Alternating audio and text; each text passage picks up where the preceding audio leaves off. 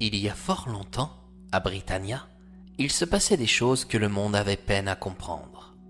Cette histoire remonte au temps où une bonne partie du monde de Britannia se trouvait plongée dans une obscurité profonde. Le soleil n'y brillait jamais. Et, parce qu'il n'y avait pas de soleil, on n'y trouvait pas de fleurs, de fruits, ni de chansons ou de gaieté. Tout était morne, triste et sans vie. C'est d'ailleurs dans cette partie du monde, soit les montagnes d'Aria, que vivait une grande chasseuse. Elle se nommait Yonalak. Ce nom signifie « vent de l'ouest ». Entraînée par la chasse, Yonalak s'aventura un jour loin, très loin. Elle se rendit sur des terres qui lui semblaient merveilleuses. Là-bas, l'obscurité n'existait pas. Le soleil dominait et la lune brillait durant la nuit. On y trouvait des fruits, des fleurs, dans les arbres comme dans les buissons. Il y en avait aussi sur le bord des étangs et des rivières. Des oiseaux, de diverses couleurs éclatantes, n'arrêtaient pas de chanter, de l'aube jusqu'au coucher du soleil. Sur le visage des hommes, des femmes et des enfants, on apercevait de la gaieté. Revenant dans son monde obscur, Yonalak raconta au chef de sa tribu ce qu'elle avait découvert. Celui-ci ne pouvait la croire. Dans son esprit, il lui était impossible d'imaginer de telles choses. C'est alors que Yonalak commença à douter sur ce qu'elle avait aperçu.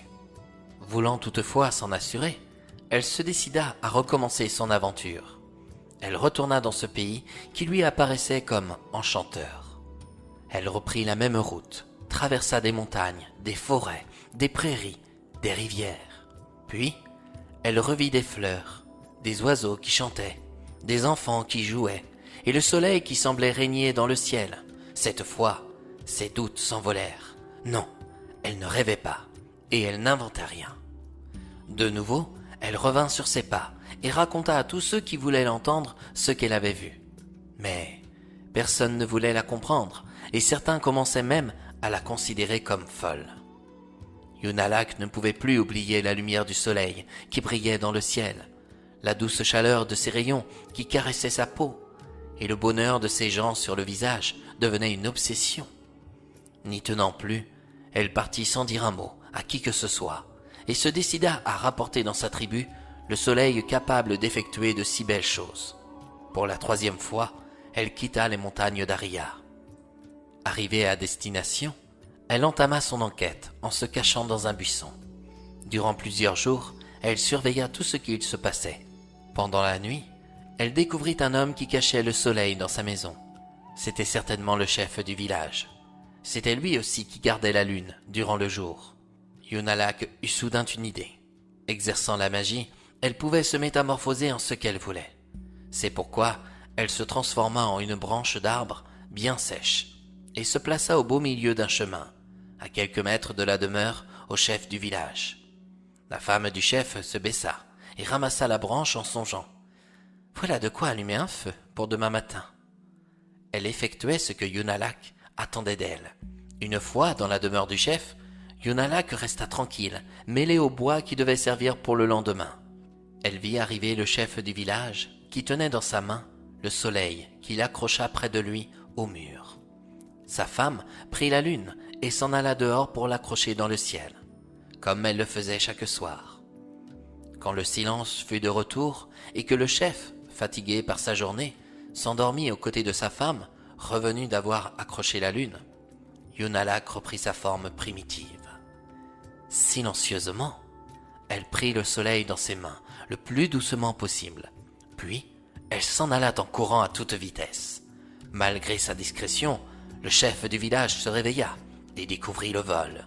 Aussitôt, il appela les hommes de son armée pour poursuivre le voleur. Mais Yonalak courait si vite qu'ils ne purent la rattraper. En arrivant dans ces montagnes, la chasseuse montra le soleil à sa tribu. Personne n'avait vu quelque chose de si magique à leurs yeux. Le chef toucha du pied cette boule éblouissante. Il demanda : « À quoi cela peut-il servir ?»« Cette boule nous apportera de la chaleur, de la lumière et de la gaieté dans nos cœurs, » répliqua Yonalak.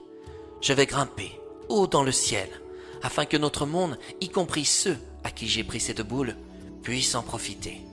Et c'est ainsi, chers amis, que Yonalac se rendit sur le plus haut des sommets de Britannia, dans les montagnes d'Aria.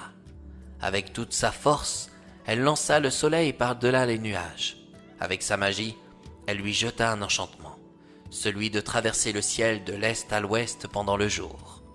Vous comprendrez que c'est depuis ce temps-là que les Britanniens et les Britanniennes profitent de ses rayons, de sa chaleur et surtout de sa lumière, apportant de la gaieté dans leur cœur.